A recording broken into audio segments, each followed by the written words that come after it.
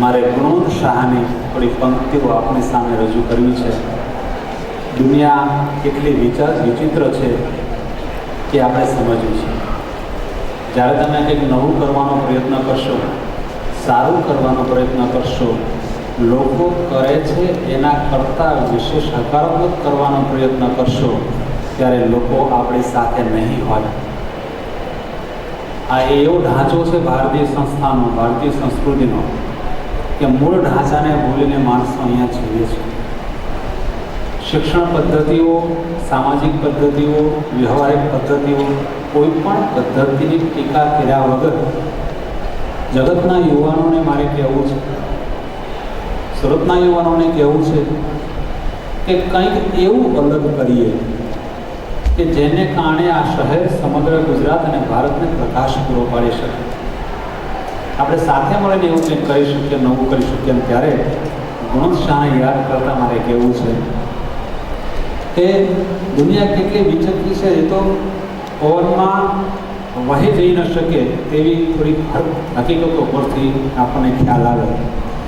જે માણસે પ્રથમ દૂરબીન શોધ્યું, બહુ ઓછા લોકોને ખબર હશે, જે માણસે પ્રથમ દૂરબીન શોધ્યું અને પ્રથમવાર આકાશનું નિરીક્ષણ કર્યું, તેની શોધના બદલામાં તેને કેદમાં પૂરવામાં આવ્યો હતો. હવે મને એ નહીં પૂછતા કે કોણ માણસ હતો, એ તમારે શોધવાનું છે, બધું હું નહીં શોધું. જે માણસે પ્રથમ દૂરબીન શોધેલું, એની શોધના બદલામાં એને કેદ કરવામાં આવ્યો હતો. આ માનવ સમાજ છે. જે માણસે પ્રથમ સૂર્યદર્શક યંત્ર શોધી કાઢ્યું હતું, એ માણસ નાની જીવસૃષ્ટિને જોવામાં સફળતા મેળવી એની એટલી હાલત ખરાબ હતી કે માણસ ભૂખ્યો મરી ગયો છે આ વિશ્વની અંદર.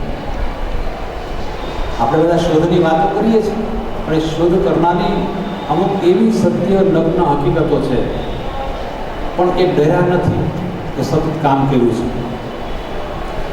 ન્યૂટન જે દાયકામાં કામ કરતા હતા, આપણે ન્યૂટનને બધા જાણીએ છીએ, એને ઘણી બધી શોધો કરી.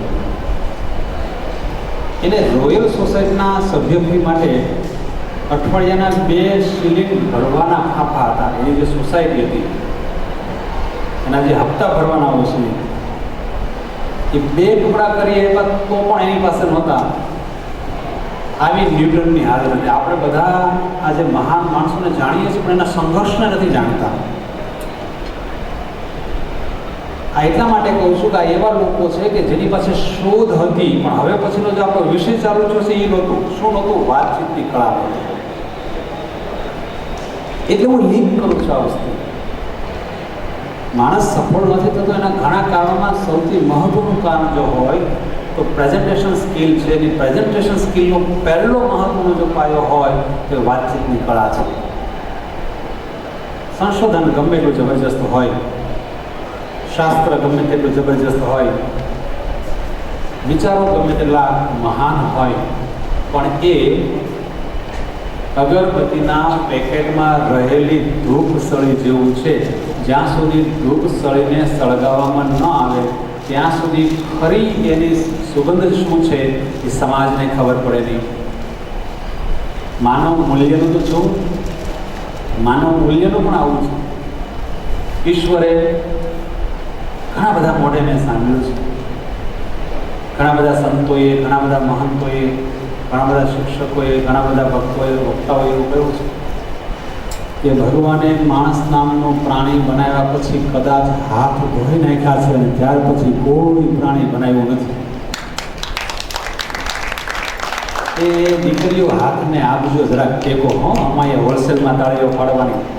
તમે કેટલી શ્રેષ્ઠ છો કે વિશ્વ વિક્રમ સ્થાપવામાં તમે આજે અહીંયા આવ્યું છે. ભવિષ્યમાં તમે આ તાજના સાક્ષી બની છો બધી પહેલા દિવસે, તો તમને બહુ ગૌરવ થશે. હું તમારા માતા પિતાને અહીં બેઠા નમસ્કાર કરું છું કે તમારો અહીંયા આવવાનો તમને તક મળી. શેક્સપિયરને આપણે જાણીએ છીએ. એનું એક નાટક 5 રૂપિયામાં વેચાયું, જેના નાટકો હજુ ચાલે છે. વિશ્વમાં શેક્સપિયરના નાટકથી વધારે કોઈના શો થયા નથી. એટલી અદ્ભુત વિચારસરણી કોઈના નાટકમાંથી આવી નથી. મહાન સંસ્કારો આના નાટક સિવાય કોઈના નાટકમાં મળ્યા નથી. આટલું શ્રેષ્ઠ વ્યક્તિત્વ છે દીપકભાઈ, અને એમ છતાં એના નાટકને ખાલી 5 રૂપિયા મળ્યા છે પહેલા નાટકના. પણ વહાલા વિદ્યાર્થી મિત્રો, આ શેક્સપિયરના નાટકને ભલે 5 રૂપિયા મળ્યા, પણ એના હસ્તાક્ષરો અબજો રૂપિયામાં વેચાણા છે, ખાલી હસ્તાક્ષર. એ મેસેજ હું તમને આ ગિરીશ બુકના માધ્યમથી આપવા માંગુ છું કે જેનું નાટક ખાલી 5 રૂપિયામાં વેચાયું હતું, પણ હસ્તાક્ષર અબજો લાખો કરોડો રૂપિયામાં વેચાયા છે. એના આજની તારીખમાં રહેલા હસ્તાક્ષરોની જો હરાજી થાય તો અનબિલીવ રૂપિયા લોકો એની પાછળ ખર્ચવા તૈયાર છે. એક દિવસ હવે એનું નાટક જોવા માટે કોઈ તૈયાર નહીં. મારી તમને અપીલ છે, ઈશ્વરે તમારા હૃદયની અંદર એવી તાકાત મૂકી છે, એને મૂકવા દેવાની છે, એને ખોલવા દેવાની છે. ઓસ્ટ્રેલિયાના જાણીતા મનોવિજ્ઞાની સિગમન્ડ ફ્રોઈડે, અને આ બધાના શું કામ નામ લેવા પડે? આ એટલા માટે નામ લેવા પડે કે એના નામથી મોટિવેશન જોડાયેલું છે. એના નામથી ઘણી બધી બાબતો સંકળાયેલી છે, અને ઘણા બધા મહાન થઈ ગયેલા વ્યક્તિઓમાં પણ મનુષ્ય કારણે કરીને ખામીઓ છે. આ ખામીઓ આપણા જીવનમાં ન આવે એટલા માટે પણ આને આપણે યાદ કરીએ છીએ. એના ક્ષેત્રમાં બહુ મોટું પ્રદાન હતું ફ્રાઇડેનું. વિયેના યુનિવર્સિટીએ પ્રોફેસરની પદવી આપવાની આનાકાની કરી હતી. એને આટલા મહાન વ્યક્તિને વિયેતનામની જે યુનિવર્સિટી હતી એણે કીધું કે આમને પ્રોફેસરની પદવી ના અપાય જેણે વિશ્વ લેવલની ખ્યાતિ પ્રાપ્ત સંશોધન કર્યા હોય. બચ્ચનજીને એક રેડિયો સ્ટેશને કહ્યું કે તમારો વોઇસ ન ચાલે, જેના વોઇસ માટે આજે કરોડો રૂપિયા ખર્ચાય છે. શું કામ? એની શબ્દમાં તાકાત છે. કેવી રીતે બોલવું, ક્યાં બોલવું, ક્યારે બોલવું, કયા લયમાં બોલવું, કયા શબ્દો સાથે બોલવું, કયા શબ્દોની શૃંખલાને આપણે અહીંયા પ્રવાહિત કરવી. આ પ્રોગ્રામના ભાગરૂપે સમગ્ર ગુજરાતમાં બાળ પ્રતિભાને શોધવાનું આપણે કાર્ય હાથમાં લેવાના છીએ. ત્યારે કદાચ વિદ્યાર્થીઓની વચ્ચે આવવાનું થશે ત્યારે આ જે સ્કિલ છે, વાતચીતની કળા છે, એના ઉપર ઘણું બધું વિદ્યાર્થીને શીખવવાની સેવા કરવામાં આવશે. કેવી રીતે બોલવું, વાતચીતની કળા જે છે એને કારણે વ્યવસાયમાં, શિક્ષણમાં, વ્યવહારમાં, રાજકારણમાં, વૈશ્વિક સંબંધોમાં બહુ જ મોટી અસર છે. વહાલા મિત્રો, આ જે ફ્રોઈડે છે એના પત્ર વ્યવહારના જે પત્રો છે એને આખા મ્યુઝિયમ બન્યા છે. જે માણસને એક યુનિવર્સિટીમાં પ્રોફેસર ન બની શકાય એવું સ્ટેટમેન્ટ આપેલું, જે માણસને તમારો વોઇસ ન ચાલે એવું સિદ્ધ કરવામાં આવ્યું, આવા જ વ્યક્તિઓએ પોતાની પુનઃથી વિશ્વખ્યાતિ પ્રાપ્ત કરી છે.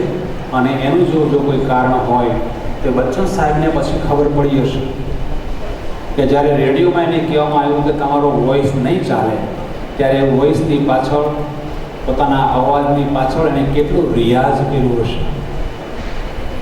ઘણાને શું થાય ખબર છે? નાની નાની વાતમાં નિરાશ થઈ જાય. જે માણસ ચપળ છે, જેની પ્રેઝન્ટ ઓફ સેન્સ કામ કરે છે, મારી જ વાત તમને કરું. જ્યારે હું નાનો હતો ત્યારે અમુક મિત્રો મને મારા કલરને લઈને એમ કહેતા કે તું કાળો છે. હું એને એમ કહેતો, તું મને એમ કે હું શ્યામ છું. શું કામ? Present of sense. કોઈ કાળો કહે છે એટલે નિરાશ નથી થતું. પણ એ કલરને સ્વીકારીને હું ખુશ કેમ રહી શકું? જ્યારે હું એને એમ કહું તું મને શ્યામ કહે, ત્યારે મારું નામ ભગવાન કૃષ્ણ સાથે જોડાય. વ્યક્તિ પોતાના ઉપર, પોતાને ઈશ્વરે આપેલી નાની મોટી ખામીઓ ઉપર જ્યારે મનોરંજન કરી શકે, ખુદ પોતે પોતાના ઉપર હસી શકે, ત્યારે એના શબ્દોમાં તાકાત. અને જ્યારે એ તાકાત આવે ત્યારે હજારોના સંખ્યામાં, લાખોની સંખ્યામાં લોકો સાથે વાતચીત કરવાની પુણ્યને કારણે એને ખ્યાતિ પ્રાપ્ત થાય. મારે અહીંયા કહેવું છે કે વિદ્યાર્થીઓ છે, વિદ્યાર્થીનીઓ છે, જો તમારે ઉડવું છે તો દુનિયાની કોઈ તાકાત નથી કે આટલા મોટા ગગનમાં ઉડવામાં રોકી શકે. પણ એમાં ભાવ હકારાત્મક હોવો જોઈએ, એમાં અભિગમ હકારાત્મક હોવો જોઈએ, એમાં સમાજ અને સમજ બંને આપણા હકારાત્મક હોવા જોઈએ. એક માછીમાર એક દરિયા કિનારે થોડો વહેલો જાય છે. દરિયા કિનારે જાય છે એટલે ચાલતા ચાલતા રેતીમાં પ્રવેશ કરે. અંધકાર થોડો છે, પ્રકાશ નથી, આછો ઉજાસ છે. જો પ્રકાશ આવે તો એ પોતાની નાનકડી નાવ લઈ અને એ દરિયાની અંદર જઈને માછીમારી કરી શકે. ચાલતા ચાલતા એના પગમાં કંઈક અથડાયું એટલે એણે જોયું, આમ માથા વળીને જોયું છે ને તો એક થેલી પથ્થરની ભરેલી છે. સરસ મજાના ગોળ પથ્થર છે ને, થોડી ચમક છે. એટલે વિચાર કરે કે મૂકીને ચાલી જાઉં, પ્રકાશમાં થોડું ચમકે, પેલા આગિયા જેવું સાથે લઈ જાઉં. એમ વિચારતા વિચારતા હવે પથ્થર જ છે ને, એટલે એ આખી થેલીને ઉંચકી લે. ઉંચકીને ખંભે નાખીને એ પાછું ચાલે છે, વોકિંગ કરે. થોડું થાક લાગ્યો એટલે ત્યાં રેતીમાં એક પથ્થર હતો, એ પથ્થરની ઉપર પોતે બેસી ગયો અને આ નાના નાના પથ્થર ભરેલી થેલી છે ને એ પોતાની બાજુમાં રાખી દીધી. આપણે માણસ છીએ એટલે અલગ અલગ પ્રકારના વિચાર કરીએ. અહીંયા પણ આપણે જો આટલે દૂરથી આવ્યા છીએ બીજી શાળામાંથી, તો એ ઘણા એટલે દૂર નહીં આવ્યા હોય. મારા વાતને બરાબર સાંભળશો તો જ ખ્યાલ આવશે. ઘણા બધા વિદ્યાર્થીઓ પોતાની શાળામાંથી આટલે દૂર એક સારી વાત સાંભળવા આવ્યા છે, છતાં પણ આમાંથી અમુક વિદ્યાર્થીઓ અહીંયા સુધી નહીં આવ્યા. આની પહેલાંના મારી સ્પીચમાં, વિષયમાં મેં એક સરસ મજાના સંતનું ઉદાહરણ આપ્યું હતું.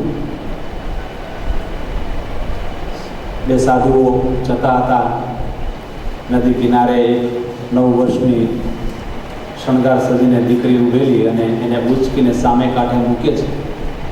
અને પછી બીજો શિષ્ય વારંવાર એને 40 કિલોમીટર સુધી, 40 ગાઉ સુધી એને પૂછે છે કે ગુરુ મહારાજની આજ્ઞા તે લોપી છે, આપણે સ્ત્રીને અડાવી. ત્યારે પહેલો શિષ્ય એમ કહે છે, મેં તો એક મા ભવાનીનું સ્વરૂપ વાળ્યું હતું, પણ તું એ વાતને લઈને 40 ગાઉ દૂર આવ્યો છે, એટલે પેલો માણસ હજી નદીના કિનારે જ વિચારથી હતો. એમ ઘણા બધા મિત્રો અહીંયા આવ્યા છો, પણ તમે જો અહીંયા જ આવ્યા હશો તો કંઈક મેળવીને જશો. પણ જો મન ક્લાસમાં મૂકીને આવ્યા હશો, સ્કૂલમાં મૂકીને આવ્યા હશો અને શરીર ખાલી અહીંયા હશે, તો અત્યાર તો નહીં, જગતમાં ક્યારેય કશું આપણે મેળવી શકીએ.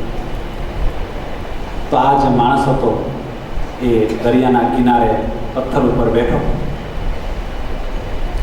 થેલી થોડી વાર વિચારો આડાવડા, ક્યારે સૂર્ય ઉગે, ક્યારે સૌથી પહેલો હું મારી નાવ લઈને મધદરિયે ચાલી જાઉં અને માછલીઓના સમૂહ બધા જે ઉપર હોય તળમાં અને હું પકડી લઉં અને માછીમારી કરીને સૌથી વધારે મને એમાં પોષણ મળે.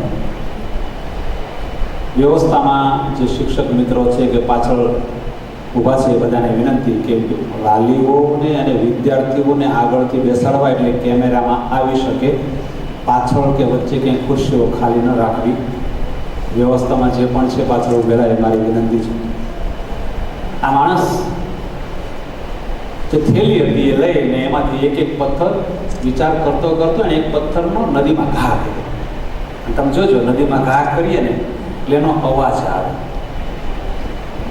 જે માણસ સંગીતને જાણતો હોય, જે માણસ કુદરતની સાનિધ્યમાં હોય, જેને કુદરત ગમતી હોય, જેને પક્ષીઓના ટહુકાર ગમતા હોય, જેને લીલા ઝાડની ડાળીઓ હલે અને એના પાનનો સરસ મજાનો કલરવ અવાજ ગમતો હોય, એ લોકો સમજી શકે કે નદીમાં એક પથ્થરનો ઘા કરીએ તો કેવો સરસ અવાજ આવે, કેટલા સરસ વલય એની અંદર રચાઈ શકે.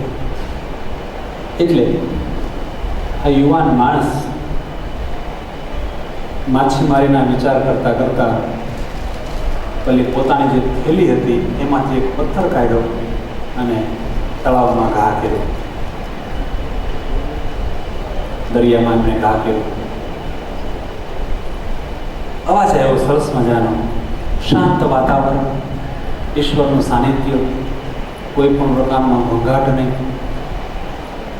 એ જ્યારે પથ્થર ફેંકોને અવાજ આવ્યો એટલે મનને થોડું ગયું એટલે બીજો પથ્થર કાઢ્યો, ફરી બીજા પથ્થરનો ઘા કર્યો, ફરીવાર સરસ મજાનો અવાજ આવ્યો. ફરીવાર એમને પાણી અને પથ્થરના સંઘર્ષના અવાજનો કલરવ ગમ્યો. વાતચીતની કળા આપણો વિષય છે અને વાતચીતની કળામાં તમારો અને મારો ટ્યુન સામાવાળા માટે કેટલો મહત્વનો છે એ સમજાવવા માટે હું આપને આ ઉદાહરણ સમજાવી રહ્યો છું. તો ઘણા મિત્રોને એમ થાય, સાહેબ વાતચીતની કળામાં અમારી શાળામાં કોઈ ટ્રેનિંગ આપવા આવ્યા હતા એ તો બધા મુદ્દાસર વાત કરતા હતા, પણ વાતચીતની વચ્ચે માધ્યમ છે આપણો અવાજ. કુદરતનો ઉદાહરણ આપીને હું આપને એ કહેવા માંગુ છું કે કુદરતી અવાજ જે આવે છે એ અવાજની મીઠાશ જો આપણી વાતચીતમાં આવી જાય. હું અહીંયા સૈદ્ધાંતિક મુદ્દાઓ કરતાં સાચા મુદ્દાઓ પર ચર્ચા વધારે કરવાનો છું. સાચા મુદ્દા સૈદ્ધાંતિકમાં તો આવે કે આ સ્વરે બોલવું જોઈએ, આ મર્યાદાઓ રાખવી જોઈએ, સામે કોણ છે વિચારવાનું, કયું કાર્ય, એ બધું છે. અમારી પ્રોફેશનલ ટ્રેનિંગમાં અમે બધું શીખવીએ છીએ. પણ મારે તો વિશ્વ વિજેતા વિદ્યાર્થી કોઈને બનાવવા છે ભવિષ્યમાં, હું આ એની વાત કરું છું. વિશ્વ શ્રેષ્ઠ વ્યક્તિ તમે બની શકો એના માટેની વાત છે. તો સરસ મજાનો અવાજ આવ્યો, બીજો પથ્થર નાખ્યો, ત્રીજો પથ્થર નાખ્યો. સૂર્યાસ્ત, સૂર્ય ઉગવાને બહાર છે. સૂર્ય ઉગે તો પોતાનું હોડકું લઈને એ પાણીમાં જાય અને પોતાનો જે જીવનનો નિર્વાહ કરવાનો છે, માછલીઓ, નાની નાની માછલીઓ લઈને પાછો આવી શકે.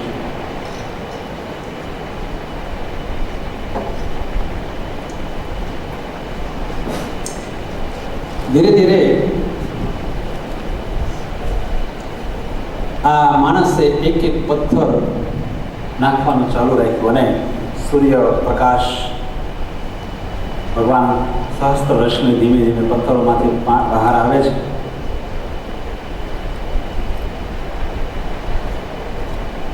અને આ માણસને પ્રકાશ દેખાય છે. સમગ્ર વિશ્વ ઉપર પ્રકાશ પુંજ પથરાય છે. હરિતવર્ણની ધરણી નજર સામે આવે છે